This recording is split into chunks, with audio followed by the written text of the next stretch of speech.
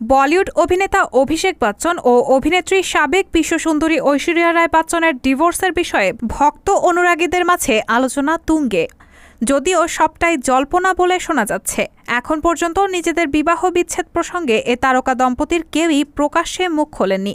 অথচ ডিভোর্স জল্পনার মাঝেই বাড়ি কিনলেন অভিষেক বচ্চন। বলিউড শাহেনশাহ বাবা অমিতাভ বচ্চনের বাংলো জলসার পাশেই নাকি নতুন বাড়ি কিনেছেন অভিষেক। এই খবর ছড়িয়ে পড়তেই সবার মনে একটিই প্রশ্ন, সংসারে অশান্তির মধ্যে নতুন বাড়ি কি করে কিনতে পারেন অভিষেক? তবে সেই প্রশ্নের কোনো উত্তরও দেননি এই অভিনেতা। এর আগে তাদের ডিভোর্স জল্পনা আরও জোরালো হয়, কারণ তারা দুজনেই হাত থেকে বিয়ের আংটি খুলে ফেলেছেন।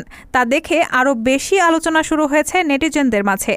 জানা গেছে, এই সম্পত্তির কারণেই বচ্চন পরিবারের অন্দরে ভাঙন ধরেছে। উল্লেখ্য, দীর্ঘ কয়েক মাস ধরে বিভিন্ন সময় আলোচনার কেন্দ্রবিন্দুতে উঠে এসেছে অভিষেক ও ঐশ্বরিয়া দম্পতির ভাঙনের গুঞ্জন। তাদের বিবাহ বিচ্ছেদ ঘিরে তৈরি হয়েছে নানা ধরনের আলোচনা সমালোচনা।